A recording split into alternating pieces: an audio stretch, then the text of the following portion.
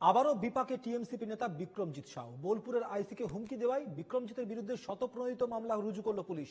সিউড়ি থানায় তার বিরুদ্ধে মামলা করা হয়েছে। সোমবার বিক্রমজিৎকে সাউ ইতিমধ্যে ডেকে পাঠানো হয়েছে এবং তাকে নোটিশ দেওয়া হয়েছে পুলিশের তরফ থেকে।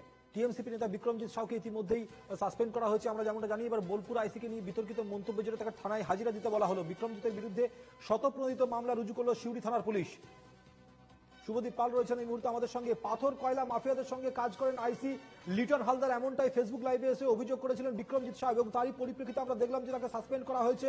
ইতিমধ্যে আবার শতপ্রণোদিত মামলা রুজু করা হয়েছে। একের পর এক চাপে বিক্রমজিৎ সাউ, এবার কি করবেন তিনি?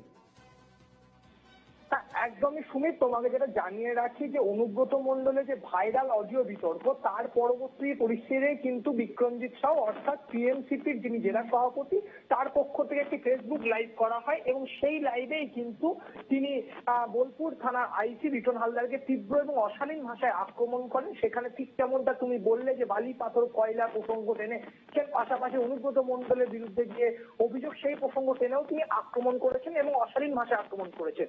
এর পরবর্তীতে আমরা দেখেছি যে আজ দুপুর দিকে রাজ্য তৃণমূল ছাত্র পরিষদের পক্ষ থেকে 6 বছরের জন্য সাসপেন্ড করা হয় বিক্রমজিৎ সাউকে, এবং পরবর্তীতে জেলা পুলিশ সূত্রে যেটা জানা যাচ্ছে যে তাকে ইতিমধ্যে সিউড়ি থানাতে শতপ্রণোদিত মামলা করা হয়েছে পুলিশের পক্ষ থেকে, এবং আগামীকাল সকালে সিউড়ি থানায় তাকে হাজিরা দেওয়ার নির্দেশ দেওয়া হয়েছে।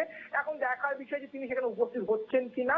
পুলিশ সূত্রে যেটা জানা যাচ্ছে তিনি সেখানে যাবেন এবং তাকে তারপর জিজ্ঞাসাবাদ করা হবে পুরো বিষয়টি নিয়ে। ইতিমধ্যেই কিন্তু বিক্রমজিৎ সাউয়ের এই ভিডিও সামনে আসার পর থেকে রাজনৈতিক বিতর্ক শুরু হয়েছে জেলা জুড়ে, কারণ অনেকেই প্রশ্ন তুলছেন যে অনুব্রত মণ্ডলের ক্ষেত্রে যখন পুলিশ পদক্ষেপ নিয়েছিল, এক্ষেত্রে পুলিশের দ্রুততার সাথে পদক্ষেপ নেওয়া উচিত রয়েছে এবং সেই মতোই কিন্তু পদক্ষেপ গ্রহণও করেছে জেলা পুলিশ। সুমিত, বেশ, ধন্যবাদ শুভদীপ।